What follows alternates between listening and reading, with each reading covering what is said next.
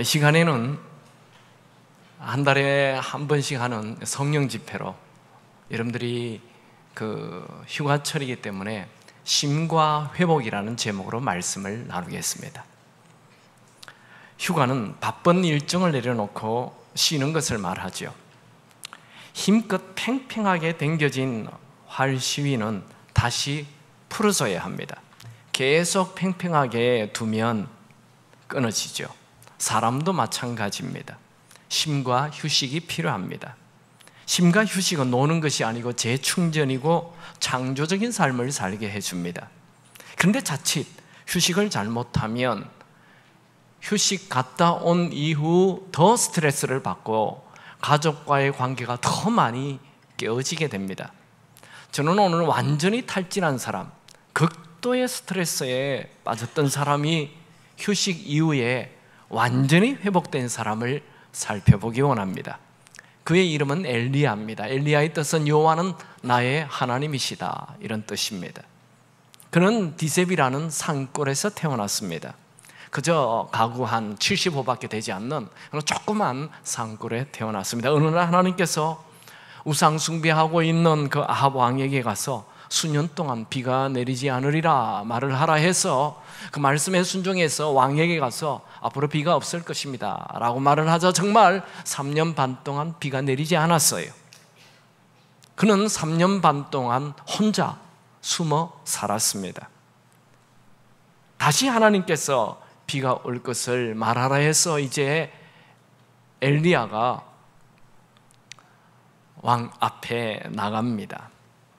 그리고 아합 왕에게 당신이 이렇게 우상 숭배를 심하게 하니 우상 숭배하게 하는 이 모든 이방 선지자들 850명과 나와 누가 진짜 참신을 섬기는지 한번 겨루어 보자, 그렇게 하여 영적 결투를 하게 됩니다. 갈멜산에서 정말 먼저 이 850명의 이방 선지자들이 하늘을 향해 주문을 외우고 막 기도를 하는데 아무 일도 일어나지 않아요. 그런데 엘리야가 기도하자 즉시 하늘에서 불이 내려와 그 준비된 송아지를 다 불태우고 하나님께서 제물을 험량하였습니다. 이 일로 엘리야는 칼을 뽑아 이방 선지자 850명을 다 죽입니다. 그게 오늘 본 열왕기상 18장의 얘기예요. 오늘 우리가 열왕기상 19장을 보고 있는데 19장 4절에 보면 이 엘리야가 하나님 나를 죽여주세요 이렇게 말을 해요. 우리 굉장히 당황스럽죠. 18장에 그렇게 큰 승리를 하고 그의 인생의 최고의 승리를 한 그가 그 다음날 지금 죽여달라고 얘기하고 있으니 이거 우리 잘 이해가 되지 않습니다. 어떻게 해서 이렇게 큰 우울에 빠지게 되었습니까? 엘리야가 우울에 빠진 그 이유를 한번 같이 살펴보죠. 1절 2절 같이 봅니다. 열왕기상 19장 1절 2절 시작. 아합이 엘리야가 행한 모든 일과 그가 어떻게 모든 선지자를 칼로 죽였는지를 이세벨에게 말하니 이세벨이 사신을 엘리야에게 보내어 가르이르되 내가 내일 이맘때에는 반드시 내 생명을 저 사람들 중 한 사람의 생명과 같게 하리라. 그렇게 하지 아니하면 신들이 내게 벌 위에 벌을 내림이 마땅하리라 한지라. 이 엘리야가 이렇게 극심한 우울증에 빠진 것은 바로 두려움이었습니다. 그 구약에 나오는 왕비 중에 가장 악한 이 이세벨 왕후가 자기를 군사를 풀어서 죽이겠다는 거예요. 그 죽인다는 말을 들었을 때 극심한 두려움이 밀려왔어요. 여러분, 사람은 누구나 죽음이 눈앞에 오면 두려워합니다. 우울증에 빠져요. 그는 너무나 두려웠어요. 그래서 이 죽음의 공포를 피해서 멀리 브엘세바까지 도망갑니다. 19장 3절을 읽습니다. 그가 이 형편을 보고 일어나 자기의 생명을 위해 도망하여 유다에 속한 브엘세바에 이르러 자기의 사환을 그곳에 머물게 하고, 브엘세바는 이스라엘의 특별히 남쪽 유다의 가장 밑에 끝부분이에요. 국경입니다.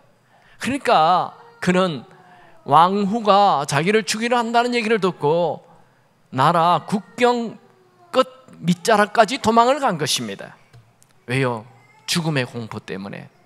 두 번째, 이 엘리야가 극심한 우울증에 빠진 이유는 바로 외로움입니다.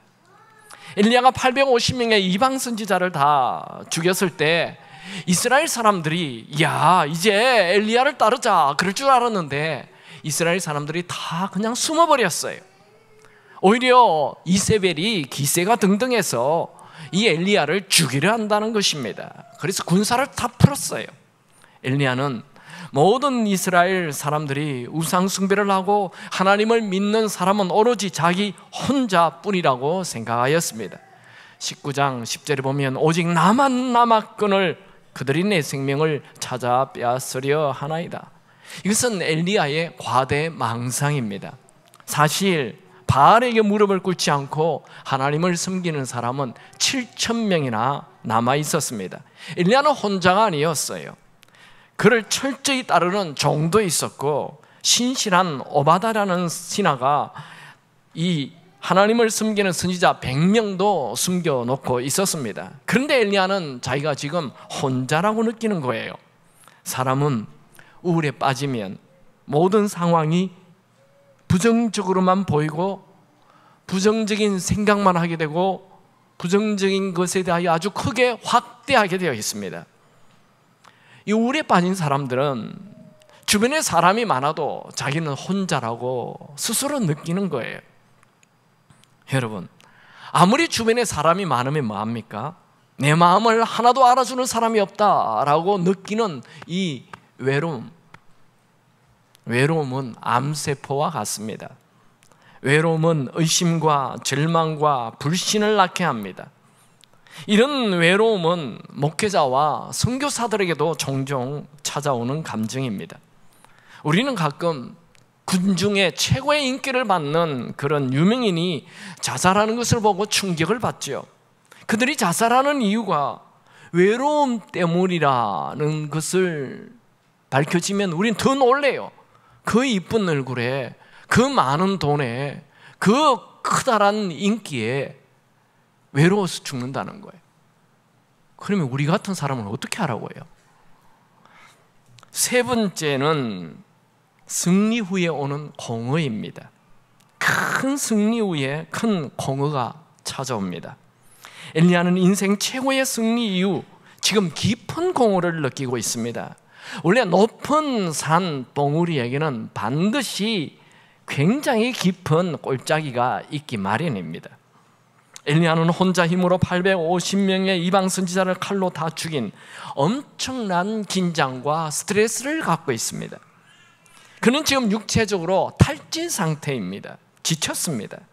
그는 바닥까지 가는 모든 에너지를 다 쏟았습니다. 여러분, 사탄은 육체가 피곤할 때 집중적으로 공격합니다. 사탄은 스트레스를 많이 받았을 때 최고의 공격을 합니다. 엘리야는 큰 성공 후에 오는 공허와 육체적 탈진에 사탄이 틈탄 것이지요. 우리는 큰 승리 후에 큰 우울에 빠지지 않도록 조심해야 합니다. 여러분, 엘리야는 갈멜산에서 하늘에 불이 내려오도록 기도한 이후 이방 선지자 850명을 죽인 영적 거장이었지만 그는 성공 이후에 밀려오는 탈진과 이세벨 왕후가 그를 죽이겠다는 말로 인한 두려움이 생겼고 혼자라고 느끼는 외로움으로 인해 지금 노렘나무 아래에 엎드려 죽여달라고 외치는 우울증을 앓고 있습니다. 이런 엘리야가 어떻게 회복되었을까요? 오늘 두려움의 문제, 외로움의 문제, 탈진의 문제, 스트레스로 어려움 속에 있는 분들이 엘리야가 회복되는 것을 보고 여러분들도 회복되는 은혜가 있게 되기 바랍니다. 그러면 어떻게 회복됩니까? 첫 번째로 하나님은 엘리야에게 수면과 음식을 주셨습니다. 5절 6절을 같이 읽습니다. 로뎀 나무 아래에 누워 자더니 천사가 그를 어루만지며 그에게 이르되 일어나서 먹으라 하는지라 본즉 머리맡에 숯불에 구운 떡과 한 병 물이 있더라. 이에 먹고 마시고 다시 누웠더니 하나님은 자신을 죽여달라고 말하는 엘리야를 책망하지 않으시고 꾸중하지 않으시고 그를 어루만지며 숯불에 가꾸운 빵과 신선한 물을 주며 일어나 먹으라 하였습니다. 엘리야는 누가 음식을 주는지 알지 못한 채 그냥 일어나 보니까 음식이 있어요. 그래서 빵을 먹고 물을 마시고 또 잠을 잤어요. 그 다음 9절 7절 8절에 읽습니다. 여호와의 전사가 또다시 와서 어루만지며 이르되 일어나 먹으라. 내가 갈 길을 다 가지 못할까 하노라 하는지라. 이에 일어나 먹고 마시고 그 음식물에 힘을 의지하여 40주 40야를 가서 하나님의 산 호렙에 이르니라. 엘리야는 얼마나 피곤한지 음식을 먹고 잠을 잤어요. 그가 푹 자고 나니 다시 하나님의 어루만지며 일어나 먹으라 말씀하십니다. 이게 제 눈에 이렇게 확 띄는 말이 어루만지며, 하나님께서 이 피곤에 지친 이 죽여달라고 얘기하고 있는 이 엘리야를 이렇게 어루만져요. 사랑스러운 터치예요. 여러분, 하나님은 엘리야에게 휴식과 위로를 주십니다. 여러분, 하나님은 우리가 가장 비참한 상황에 있어도 찾아오시고 위로하시고 회복하시길 원하십니다. 하나님이 하신 첫 번째는 갓 구운 빵을 줘요. 그리고 신선한 물을 줘요. 여러분, 지친 사람에게는 이런 맛있는 음식이 필요합니다. 우리 남편들 갑자기 소리를 뽀락뽀락 지르고 화를 내고 큰 소리 치고 이럴 때 우리 자매님들 같이 싸우지 마시고 얼른 맛있는 것을 해드리시. 남자들은 좀 먹어야 일단 정신이 차립니다. 그리고 내가 지금 잘못하고 있다 깨달아요. 맛있는 것을, 지혜로운 아내들은 맛있는 걸 먹일 줄 알아요. 근데 여자도 똑같아요. 네, 우리 남자들도 아내가 막 소리치고 이러면 빨리 맛있는 걸 할 줄 모르면 같이 나가서 외식을, 맛있는 외식을. 두 번째는 뭐합니까? 잠을 줘요. 잠. 푹 자게 해줘요. 잘 자는 것도 큰 축복이지요. 하나님께서 사랑하는 자에게 잠을 주신다 하셨죠. 시편 127편 2절에 여호와께서 그의 사랑하시는 자에게는 잠을 주시는도다. 또 이 말을 듣자마자 나 지금 자야 되겠어 그러지 마시고 예배 때는 예배 드리시고요. 여러분, 집착을 내려놓으십시오. 모든 스트레스를 스탑하십시오. 모든 무거운 짐을 내려놓으십시오. 두려움도 외로움도 다 내려놓으십시오.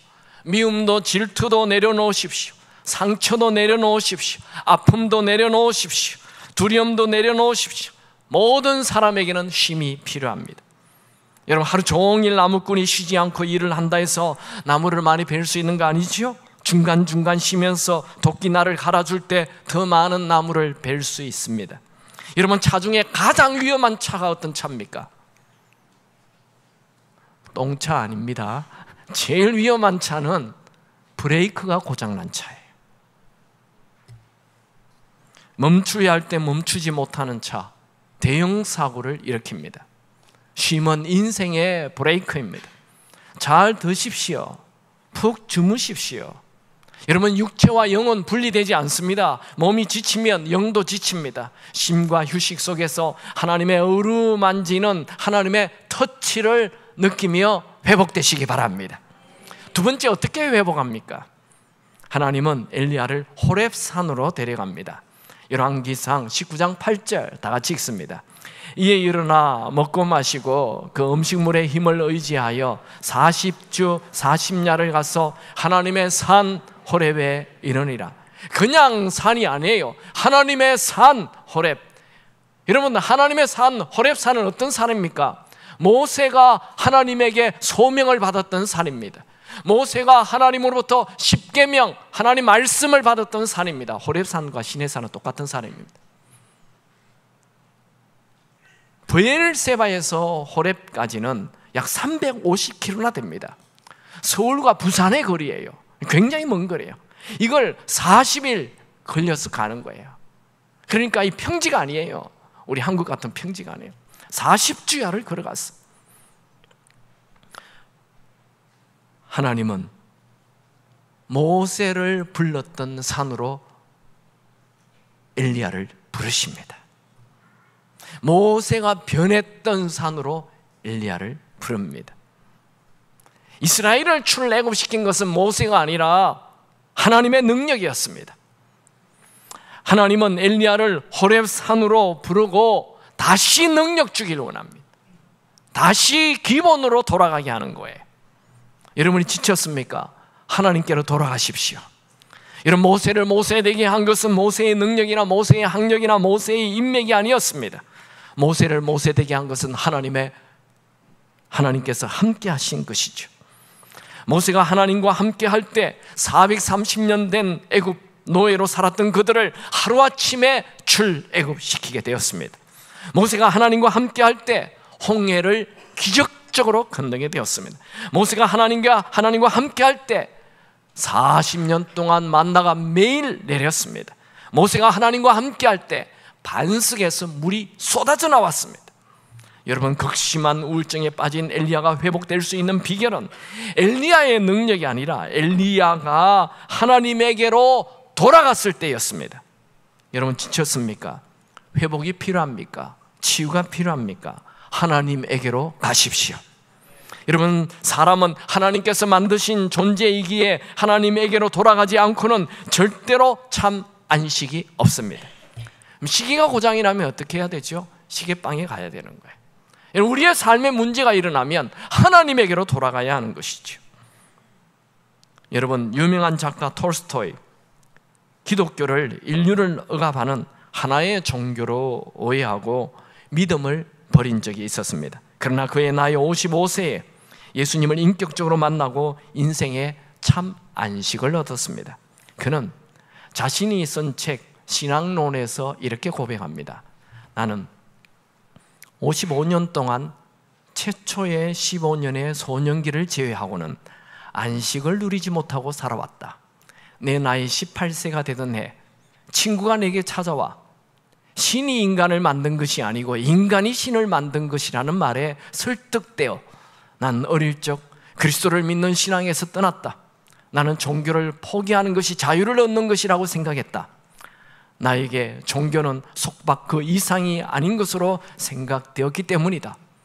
그러나 이제 내 나이 55세, 나는 스스로 버린 어머니 같은 신앙의 품으로 돌아왔다. 나는 단순히 종교로 돌아온 것이 아니다. 나의 주인이시며 나의 구세주인 그리스도에게로 돌아온 것이다. 그 안에서 나는 처음으로 참된 안식을 발견하였다. 여러분, 인간의 참된 안식은 돈 버는 데 있는 것 아니고 성공하는 데 있는 것 아니고 하나님에게 돌아갈 때 있습니다. 여러분, 하나님은 우리가 실패할 때 원점으로 다시 돌아가게 하십니다. 하나님이 누구인지, 내가 누구인지를 알아야 합니다. 하나님은 나의 하나님이시고 나는 하나님의 자녀입니다. 우리 청년들, 우리 30, 40대 컴퓨터 많이 쓰시죠? 컴퓨터가 바이러스에 먹어서 아무리 치료를 해도 안 되면 어떻게 합니까? 아시죠? 리셋하는 거예요. 공장에서 나올 때 처음의 상태로 확 돌리는, 리셋하면 바이러스가 해결됩니다. 농구 선수들이 슬럼프에 빠지면 어떻게 하죠? 잘 아시죠? 다시 기초로 돌아갑니다. 다시 공 이렇게 튕기는 것으로 처음 농구를 배우는 사람처럼 처음으로 돌아가는 거예요. 여러분, 우울이 찾아왔습니까? 하나님 앞에 다시 서십시오. 실패는 끝이 아니라 새로운 시작입니다. 모든 사람들이 여러분을 거부한다 해도 기죽지 마십시오. 여러분은 여전히 하나님의 자녀입니다. 여러분, 100만 원짜리 수표는 구겨져도 100만 원의 가치가 있고 사람들의 발에 밟혀도 100만의 가치는 그대로입니다. 여러분, 사자가 지렁이 되었다는 말 들어봤습니까? 독수리가 참새 되었다는 말 들어봤습니까? 고래가 새우 되었다는 말 들어봤습니까? 아무리 큰 실수를 해도 우리의 가치는 절대로 변하지 않습니다. 우리는 하나님이 나의 하나님이시고 나는 여전히 하나님의 아들과 딸입니다. 기초로 다시 돌아가십시오. 세 번째 어떻게 회복됩니까? 하나님은 엘리야에게 비전을 주십니다. 열왕기상 19장 9절 같이 읽죠. 엘리야가 그곳 굴에 들어가 거기서 머물더니 여호와의 말씀이 그에게 임하여 이르시되 엘리야야 내가 어찌하여 여기 있느냐. 엘리야에게 하나님의 음성이 들렸어요. 엘리야의 진정한 회복은 하나님의 음성을 들을 때 일어났습니다. 하나님은 엘리야에게 내가 어찌하여 여기 있느냐 물었습니다. 여기는 지금 엘리야가 숨어있는 동굴을 말하는 것이죠. 하나님은 선지자 엘리야가 모든 사람을 피해 동굴 속에 숨어있는 것을 원치 않으셨습니다. 하나님은 엘리야가 자학하고 우울에 빠져있는 것을 원치 않으셨습니다. 엘리야는 하나님의 음성을 듣고 자기의 이 어려운 심정, 안타까운 심정, 지금 무너진 내 심정을 얘기합니다. 열왕기상 19장 10절 같이 읽습니다. 그가 대답하되 내가 만군의 하나님 여호와께 열심히 유별하오니 이는 이스라엘 자손이 주의 언약을 버리고 주의 제단을 헐며 칼로 주의 선지자들을 죽였음이오며 오직 나만 남았거늘 그들이 내 생명을 찾아 빼앗으려 하나이다. 엘리야의 대답은 나만 남았어요. 그리고 이세벨이 나를 죽이려 합니다 하고 말하였습니다. 이에 하나님께서 나만 남았다라는 그 외로움에서 빠져나오라고 얘기합니다. 그리고 동굴에서 나와 하나님의 산 앞에 서라 말씀하였습니다. 11절을 읽습니다. 여호와께서 이르시되 너는 나가서 여호와 앞에서 산에 서라 하시더니 여호와께서 지나가시는데 여호와 앞에 크고 강한 바람이 산을 가르고 바위를 부수나 바람 가운데에 여호와께서 계시지 아니하며 바람 후에 지진이 있으나 지진 가운데도 여호와께서 계시지 아니하며. 여러분, 외로움의 동굴에서 나오십시오. 우울의 동굴에서 나오십시오. 절망의 동굴에서 나오십시오. 피해 의식의 동굴에서 나오십시오. 하나님의 산, 하나님 앞에 서십시오. 동굴에서 나와 하나님 산 앞에 서라는 것은 신세 한탄하지 말고 예배의 장소에 오라는 것입니다. 하나님은 엘리야에게 하나님의 능력을 보여주십니다. 그리고 하나님께서 세미한 음성으로 말씀하십니다. 19장 12절 읽습니다. 또 지진 후에 불이 있으나 불 가운데도 여호와께서 계시지 아니하더니 불 후에 세미한 소리가 있는지라. 이게 세미한 소리라는 것은 small and still voice, 아주 작고 조용한 소리입니다. 여러분, 오늘 예배 중에 하나님의 세미한 음성이 여러분에게 들리게 되기 바랍니다. 여러분, 우리 하나님은 큰 능력, 큰 지진, 큰 불, 큰 바람, 이런 기적의 하나님이 있는 것 아닙니다. 우리는 자꾸 기적을 기대해요. 여러분, 기적보다 중요한 것은 내 마음에 조용히 들리는 하나님의 음성입니다. 엘리야는 큰 바람 소리에 큰 지진에서 굴에 빠져나와 굴 앞에 서 있습니다. 다시 엘리야에게 들리는 음성은 굴에 들어가 있을 때 들렸던 그 음성이었습니다. 19장 13절입니다. 엘리야가 듣고 겉옷으로 얼굴을 가리고 나가 굴 어귀에 섬에 소리가 그에게 임하여 이르시되 엘리야야 내가 어찌하여 여기 있느냐. 하나님은 똑같이 내가 어찌하여 여기 있느냐 두 번이나 그렇게 얘기하며 엘리야의 정체성을 일깨워 줍니다. 엘리야라는 말은 여호와가 나의 하나님이다 라는 말이죠. 야, 너의 하나님이 나잖아. 너 어찌 여기 있어? 어떻게 그렇게 신세한탄하고 있고 어떻게 죽여달라고 그런 말을 하고 있냐? 외롭다고 그런 말을 하느냐? 여러분, 엘리야는 시대를 이끌어가야 할 선지자입니다. 엘리야는 하나님의 일을 대신할 존귀한 자입니다. 하나님은 원래 엘리야가 가졌던 사명을 다시 일깨워 주십니다. 여러분, 우리는 패배자의 자리에서 빠져나와야 합니다. 자기 스스로 망한 자라고 느끼는 이 패배감은 사탄이 주는 거예요. 여러분, 외로움은 큰 문제 아닙니다. 엘리야는 비가 오지 않는다라는 말을 하고 혼자 3년 반 그렇게 숨어 있었어요. 그때는 외로움이 문제가 되지 않았어요. 근데 지금 이세벨이 그를 죽인다 하려고 할 때는 외로움이 문제가 되었어요. 하나님이 함께 한다는 것을 알 때 외로움은 문제가 되지 않습니다. 여러분, 외로움은 누구나 극복해야 할 감정입니다. 요셉도 13년 동안 17세 부모를 떠나 30세까지 깊은 외로움을 이겨냈습니다. 다윗도 10년이 넘도록 사울 왕이 그를 죽이려 할 때 이 산 저 산 돌판 이들판 이 동굴 저 동굴 도망 다니면서 깊은 외로움 속에 있었습니다. 모세도 40년 동안 백성들이 다 뭐 할 때마다 불평하는 외로움 속에 있었습니다. 예수님도 철저한 배신과 버림받는 외로움 속에 십자가에서 죽으셨습니다. 모든 리더는 외로움의 자리입니다. 리더는 외로움을 이겨내야 합니다. 이 슬럼프와 외로움은 내 마음의 문제예요.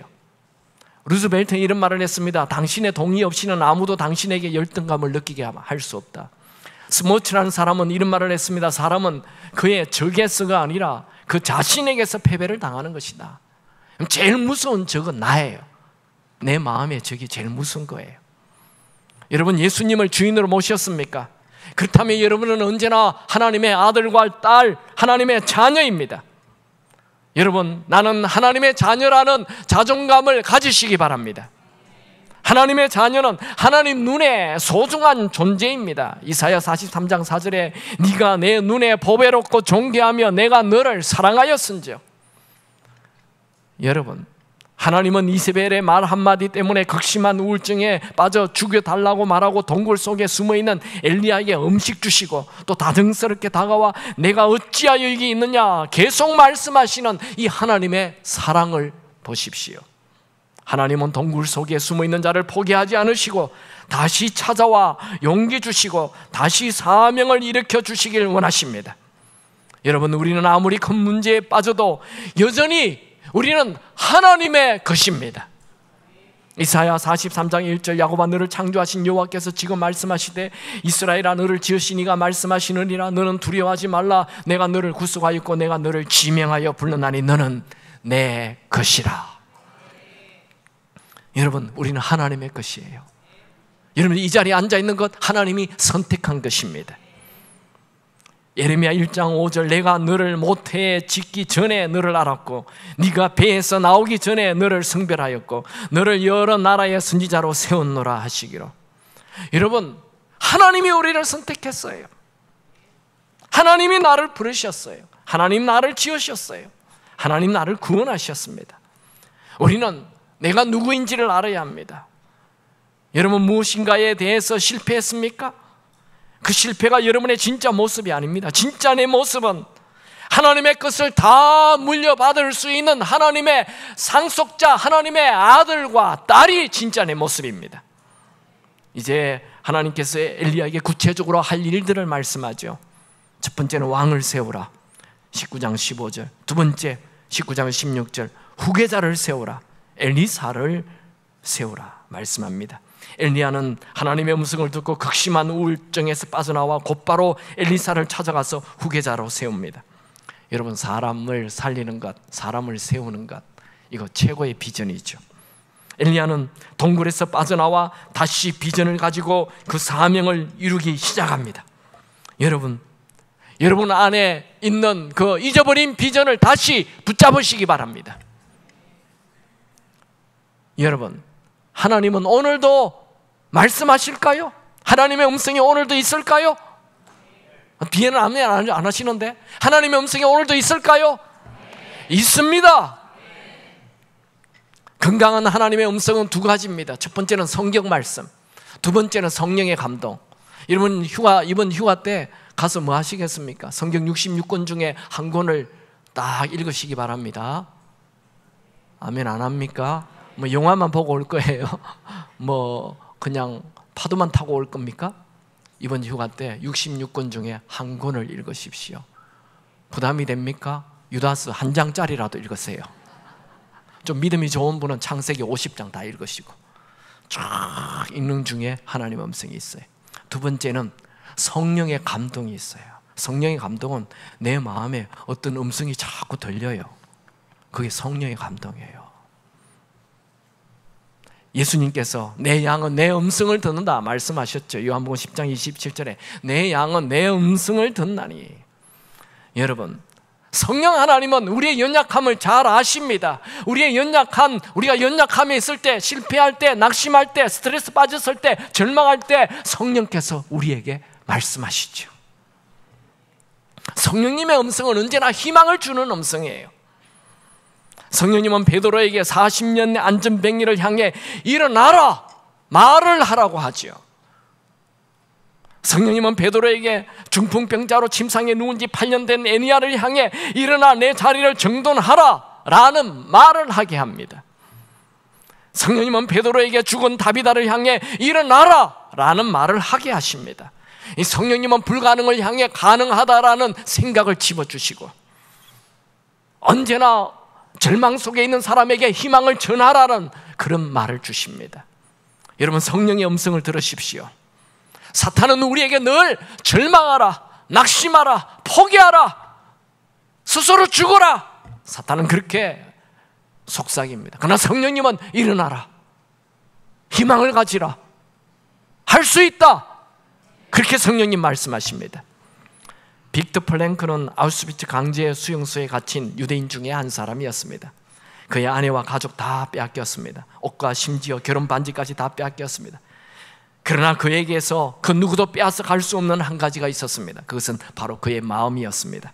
그는 그의 책 죽음의 수용소에서 이렇게 말하고 있습니다.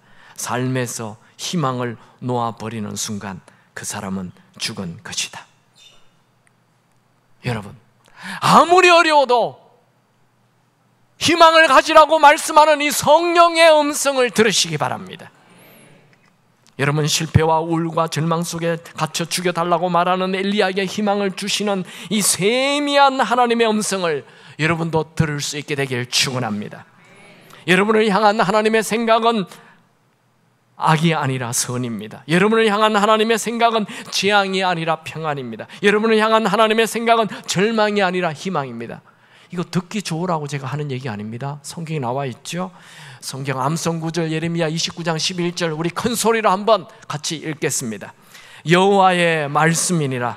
너희를 향한 나의 생각을 내가 아나니 평안이요 재앙이 아니니라. 너희에게 미래와 희망을 주는 것이라. 여러분, 갑작스러운 위기가 나타나면 절망을 주는 것은 사탄의 음성, 그때 믿음을 주는, 희망을 주는 음성, 성령 하나님의 음성입니다. 여러분, 성령님은 우리에게 샘솟는 기쁨을 주시는 분이십니다. 요한복음 7장 37절 38절 예수께서 서서 이르시되 누구든지 목마르거든 내게로 와서 마시라. 나를 믿는 자는 성경에 이른 것과 같이 그 배에서 생수의 강이 흘러나오리라. 한 장로님의 간증입니다. 그분은 가난한 시골에서 태어나 살다가 온 집이 다 서울로 이사를 가게 됐습니다. 그러나 서울에 왔다 해서 뭐 부자 됩니까? 그냥 찢어지는 가난 속에 살아가는 거예요. 중학교 1학년인데 공부를 굉장히 잘해요. 신촌의 어느 부잣집 입주 과외 선생으로 들어가서 아르바이트를 했습니다. 초등학교 1학년과 4학년을 가르치고 밤 9시가 되면 밤 12시까지 자기 혼자 공부를 했어요. 숙식 문제는 그 집에서 해결했지만 최고의 성적이 아니면 계속 그 중학교에서 장학금을 받을 수 없기 때문에 잠을 줄여가면서 공부를 했어요. 근데 새벽 4시만 되면 이 주인집 아주머니가 새벽 기도에 혼자 가면 무섭다고 이 중학교 1학년 되는 이 장로님을 깨워서 가는 거예요. 아니, 무서우면 자기 남편 깨워서 가지. 그러니까 이 꼬맹이가 또 뭐 주인이 가자니까 억지로 이제 깨서 투덜거리면서 가는 거예요. 근데 새벽마다 새벽 기도 나오는 이 중학교 1학년 학생을 그 교회 담임 목사였던 이성복 목사님, 굉장히 유명한 목사죠. 그 중학생이 1학년짜리가 새벽 예배 나오니까 매일 올 때마다 이렇게 축복 기도를 해주는 거예요. 저희 교회도 우리 아이들이 새벽 예배 나오면 제가 늘 기도해 줍니다. 뭐 관심 있으면 오고. 근데 이 아이에게 매일 이렇게 새벽 기도 때마다 안수 기도를 하는데 아무 일이 일어나지 않는데 어느 날 갑자기 막 불이 임해버렸어요. 얼마나 강력한 불이 임했는지 온 몸이 불덩어리가 되었어요. 그래서 이 장로님이 너무 어릴 때 너무너무 놀래가지고 집에 가서 머리가 다 탄 줄 알고 머리를 그걸 봤는데 하나도 안 탄 거예요. 이야, 하나님 진짜 살아계시는구나. 그날 이후로 변화가 생겼어요. 그렇게 부모에 대하여 원망, 불평, 짜증, 집주인에 대하여 그냥 짜증, 그게 싹 없어져 버렸어요. 막 기쁨이 막 솟아나는 거예요. 너무너무 감사해요. 모든 게 감사해요. 자기 아버지도 이해가 되고, 가난한 어머니도 이해가 되고, 이 집주인도 너무 고맙고, 새벽에 데려가서 너무 고맙고, 그리고 무슨 일을 하든 지혜가 와서 일을 잘해요. 그래서 장로님까지 되고 교회도 다 흔들어 세우는 분이 되었습니다. 여러분, 여러분에게 성령이 임하게 되기 바랍니다. 성령의 감동이 있기 바랍니다. 여러분, 대부분의 사람들은 어려운 일을 만나면 딱 부정적으로 변합니다. 그러나 성령 충만하면 부정이 긍정으로 보이고 불가능이 가능으로 보입니다. 그러므로 우리는 성령 충만하여 성령의 음성을 들어야 합니다. 여러분, 나를 죽이려 하는 사람들의 그 소리, 소음을 듣지 마시고 내 속에서 나를 살리려 하시는 성령의 음성을 들으십시오. 성령의 음성은 죽은 나를 살리고 잠자는 비전을 깨우고, 성령의 음성은 생명을 주고 희망을 줍니다. 여러분, 세상의 소음이나 나를 비난하는 소리나 나를 죽이려 하는 소리 듣지 마시고 나를 살리는, 오늘도 세미한 음성으로 말씀하시는 성령의 음성을 들으시기 바랍니다. 여러분, 세상의 모든 욕심 내려놓고 지금 내게 말씀하시는 성령의 음성을 들으십시오. 오늘 이 예배당을 떠나지 마시고 그 음성을 듣고 떠나시기 바랍니다. 성령의 음성을 듣는 이 경청은 저절로 되지 않습니다. 내 쪽에서 의도적으로 해야 하는 거예요. 일단 성령님을 환영하고 그분께 내 마음을 집중하십시오. 세미한 음성이 들리게 될 것입니다. 잭 주이러라는 사람은 미국 FBI에 근무하는 18개월 동안 워싱턴 DC에서 머물면서 내셔널 커뮤니티라는 교회에 출석했습니다. 그는 누가 봐도 비밀 경찰 공무원처럼 경직된 사람이었습니다. 그는 이렇게 말합니다. 나는 하나님이 나를 있는 그대로 사랑한다라는 말을 이해하지 못했고 받아들이지도 않았습니다. 하지만 그 생각은 예배를 마치는 끝에 받아들이게 되었습니다. 예배가 거의 마치고 마지막 찬양을 부를 때 세미한 음성이 들렸습니다. 아들아, 나는 너를 사랑한다, 사랑한다, 사랑한다, 사랑한다. 하나님은 나에게 사랑한다는 음성을 100번이나 넘게 말씀하셨습니다. 눈물이 왈칵 쏟아졌습니다. 하나님의 사랑을 가장 뜨겁게 느끼는 순간이었습니다. 여러분, 하나님의 사랑은 이론이 아닙니다. 정말 실제로 하나님은 우리를 사랑하십니다. 하나님의 자녀들에게 아무리 사랑한다고 얘기해도 우리는 그 하나님의 사랑을 잘 받아들이지 못해요. 여러분, 여러분의 아들, 딸, 이게 자녀들에게 사탄이 하는 최고의 거짓말이 뭔 줄 아세요? 야, 너희 아버지는 널 사랑하지 않아. 너희 엄마는 널 사랑하지 않아. 그건 사탄이 자녀들에게 주는 최고의 거짓말입니다. 혹시 여러분 아들, 딸 중에도 그런 애들 있죠? 엄마 나 사랑해? 아빠 나 사랑해? 이런 애들 있죠? 그때 여러분 뭐라고 대답합니까? 니도 애 낳아봐. 원수 갚는 게 애 낳는 거야. 니도 애 낳아봐. 그 말 알게 될 거야. 거짓말입니다. 거짓말. 부모가 자식을 사랑하지 않는다는 말은 거짓말이에요. 부모보다 100배, 10,000배 좋으신 우리 하나님이 우리를 사랑하지 않는다는 말 거짓말이에요. 사탄의 거짓말이에요. 하나님은 여러분을 사랑하십니다. 그런데 교회 다니는 사람 대부분의 사람들이 하나님이 나를 사랑한다는 것을 믿지 않는다는 거예요. 여러분 믿습니까? 하나님이 여러분을 사랑하시면 믿습니까? 얼마나 사랑하면 자기 하나밖에 없는 아들 독생자를 죽게까지 하면서 여러분을 살려내겠습니까? 하나님은 여러분을 사랑하십니다. 그렇다면 그분의 음성을 들으시기 바랍니다. 하나님이 나를 사랑한다는 음성을 들으십시오. 여러분, 성경에 나오는 모든 사람들에게 하나님은 말씀하셨어요. 오늘 여러분에게 하시는 하나님의 말씀을 들을 수 있게 되기 바랍니다. 너는 내 사랑하는 아들이요 내 기뻐하는 자라. 우리 모두가 눈을 감아 보시겠습니까? 귀를 여십시오. 마음을 하나님에게만 집중하세요. 지금 염려, 근심, 걱정되는 거 생각하지 마세요. 하나님에게 마음을 집중하세요. 그분의 음성을 들으십시오. 그분의 음성. 두려워하지 말라. 두려워하지 말라.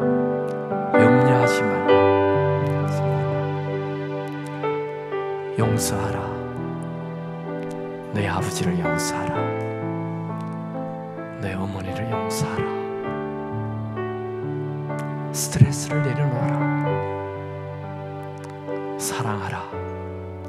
내 부모를 사랑하라. 너의 형제를 사랑하라. 너 자신을 사랑하라. 너 자신을 좀 꽉 안아줘라. 다시 시작하라. 나는 너를 사랑한다. 나는 너를 기대한다. 참 잘했다. 그래, 너무 수고했다. 내가 너를 쓰기를 원한다. 절망하지 마라. 내가 있지 않니? 계획하지 마라. 나에게 그냥 맡겨라. 지금 너의 마음에 내 사랑을 채워라. 그 세상에 잡동사니를 내려놔라. 옳고 그르니 따지지 말라. 내가 너를 사랑하잖아. 사랑하는 딸아, 사랑하는 아들아, 내가 너를 사랑한다. 내가 너를 사랑한단다.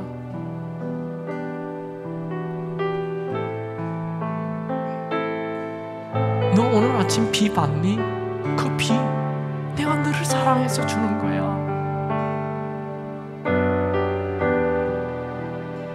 너 옆에 가족이 있니? 내가 너를 사랑하는 거야. 너 지금 호흡하고 있니? 내가 너를 사랑하는 거야. 난 너를 사랑한다. 세상 모든 사람이 너를 버려도 나는 너를 버리지 않을 거야. 나는 너를 사랑한다.